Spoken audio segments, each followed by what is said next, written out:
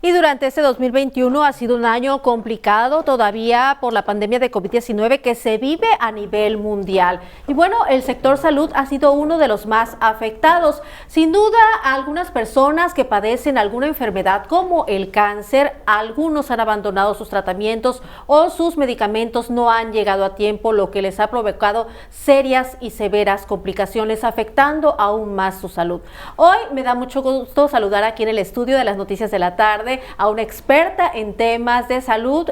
Saludo con gusto a Ana María Autrán, a la doctora Ana María Autrán Gómez, que viene directamente desde la madre patria de España, pero es veracruzana, uroncóloga, que nos viene a ampliar este panorama de una manera global, cómo se ha vivido la pandemia en los temas de salud a nivel global y cómo lo aterrizamos aquí en nuestra ciudad. Buenas tardes, Ana María. Buenas tardes, Mercedes. Pues para mí es un gusto estar aquí contigo. Muchas gracias por la invitación, y estar aquí en mi tierra pues es lo más hermoso. Sí, desafortunadamente el tema del COVID es un tema que actualmente continúa y va a continuar por algún par de años todavía hablando de él. ¿Cómo ha afectado? Es la pregunta que tú dices, ¿no? Ha afectado en diversos aspectos. Si nosotros vemos a los pacientes en temas oncológicos, hay estudios que se han demostrado, sobre todo estudios australianos, que demuestran que alrededor de 3 a 6 meses es el retraso en el diagnóstico y el tratamiento. Aquí la pregunta es, ¿de qué forma podemos nosotros, en base a nuestros sistemas de salud? Yo estoy hablando desde la perspectiva que el sistema de salud nuestro europeo es un sistema de salud universal, en donde tenemos toda la facilidad para poder acudir, pruebas gratuitas y una cierta plataforma de soporte para los pacientes, sobre todo oncológicos. ¿Qué pasa cuando traspolamos eso a los sistemas fragmentados latinoamericanos? Prácticamente el escenario es completamente diferente, ¿sí? ¿Qué ha pasado en América Latina? Nosotros desde la Confederación Americana de Urología hemos dirigido demasiados estudios, siempre desde el área urológica, pero tomando en consideración la parte uro-oncológica, ¿qué ha sucedido en las diferentes regiones LATAM? Como ustedes saben, obviamente la ola COVID ha venido en forma retardada en América, cuando nosotros en Europa la teníamos a foco rojo.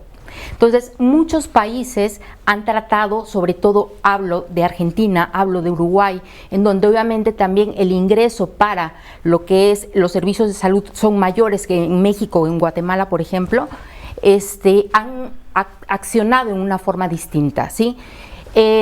¿Cómo ha afectado? Ha afectado en el retraso de las consultas. Existen incluso en España listas de espera, listas de ATESA de casi 6 meses para pacientes oncológicos, que es realmente alarmante en países en lo que son el sistema público. Tenemos sistema público y privado, pero me refiero al sistema público. ¿De qué otra forma nos han atrasado? En la forma de diagnósticos, de tamizajes en los pacientes que se hacían y demás. Yo creo que aquí el mensaje es tratar de determinar cuáles son las estrategias que nosotros tenemos como médicos, como mexicanos, como sistema de salud, como gente comprometida con nuestros países en todo LATAM, cuáles serían las estrategias para poder optimizar esto. Primero que nada, capacitación. La telemedicina ha sido una de las ventajas. Yo creo que el COVID, cuando hablamos de COVID, hablamos mucho de muertes, hablamos de muchísimas cosas que han pasado en nuestros países, desafortunadamente, pero también tomemos lo positivo. Lo positivo es que nos ha dejado la telemedicina, nos ha dejado la teleeducación. Nuestros residentes han aprendido a través de las plataformas, hemos podido continuar la formación, ¿no? Entonces, las estrategias serían actualización a los médicos de atención primaria, equipo a los diferentes sistemas de salud, IMSS, ISSSTE, o todos los sistemas de salud que existan en México, porque desafortunadamente en México tenemos microsistemas de salud.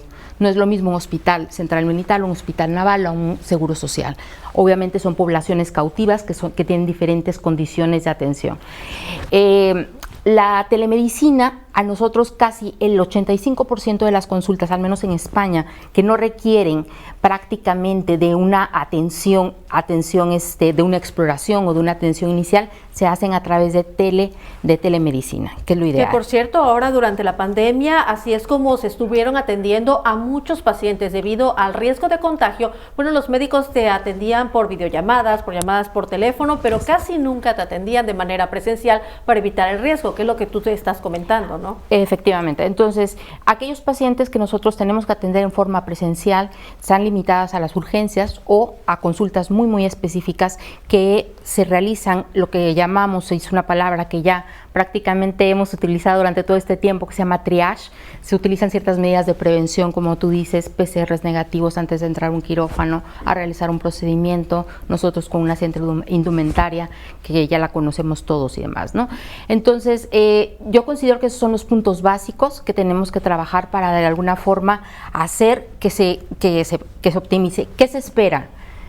En términos de cáncer, existen actualmente muchos estudios, también existe un estudio australiano muy interesante que se habla de normogramas. ¿A qué me refiero?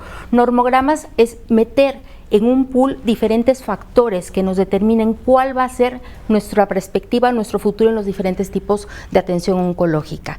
Porque ahorita, al día de hoy, la respuesta es no sabemos qué van a pasar con nuestros pacientes, no sabemos con qué velocidad van a avanzar, hablando en pacientes oncológicos, ¿no?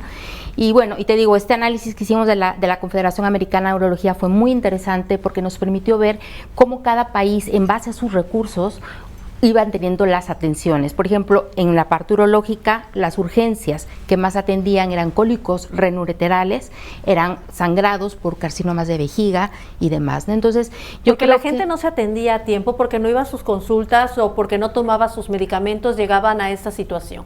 Sí, bueno, desafortunadamente el tema de prevención en lo que es sobre todo el tema oncológico de prevención en Latinoamérica, eso es un tabú. Eso se requieren de programas. Hay miles de programas, pero hay poquísimos que funcionan. O sea que la gente no tenemos la cultura de ir al médico, sino cuando ya tenemos el problema encima, es cuando ya corremos a urgencias y casi nunca nos hacemos exámenes preventivos o chequeos una vez al año, que ahí es donde pueden salir estas enfermedades, ¿no? Efectivamente. Entonces aquí el llamado es precisamente a que se establezcan programas multidisciplinarios que realmente funcionen, que realmente lleguen a los pacientes, que lleguen a las personas necesitadas, que el gobierno, que los sistemas de salud o los grupos, los urólogos, los médicos en general se comprometan a realizarlos. Yo creo que eso sería realmente, pero bueno, expectativas tenemos que esperar Claro. números. Importante en México es hacer estadística. Nosotros no tenemos números, no contamos con números, y si nosotros tuviéramos un registro adecuado, podríamos de alguna forma predecir qué va a pasar con nuestros pacientes, sobre todo de tipo oncológico. Bueno, el llamado es a cuidarse. Claro, ya por último, doctora Ana María, bueno, coméntenos acerca de las vacunas. ¿Qué tanto protegen o cuidan al paciente que está enfermo con cáncer? Sí, bueno. Las vacunas anti-COVID, por supuesto. Anti-COVID, claro. Sí, de esto se ha hablado mucho, se ha escrito muchísimo sobre cuál es la protección, ¿no? Prácticamente están indicados en aquellos pacientes en los cuales están bajo quimioterapia, ¿no? Pacientes que ya en algún momento hemos pasado la enfermedad y que estamos en buenas condiciones, no está indicado así, colocarla inmediatamente. Ahora, todas protegen. Ahorita hay mucho el tema de que si me pongo Pfizer, puedo ponerme Moderna. La literatura dice que sí, es importante combinar. Es importante protegernos, seguir las medidas de prevención. Ahorita me llama mucho la atención lo que tú dijiste, aterrizando en un aeropuerto y ver migración que no cabía ni un alfiler, era algo realmente espantoso. Y es, una cosa que... Tú acabas de regresar de un vuelo internacional y así te presentaste con ese panorama de que está saturado, en verdad, el aeropuerto. Exacto. Y hay mucha gente que a veces es imposible no contagiarse. Efectivamente. Entonces, para los pacientes oncológicos, pónganse sus vacunas, no tengan miedo, alimentación adecuada, protección, sana distancia, su cubrebocas, sigan las instrucciones que determina el gobierno mexicano en relación a los esquemas que establezcan ellos en base a la disponibilidad también que se tenga en México, y pues eso es muy importante. Muchas gracias, Ana María, te agradezco mucho que estés con nosotros aquí en el estudio. Bienvenida a tu tierra, bienvenida a Veracruz.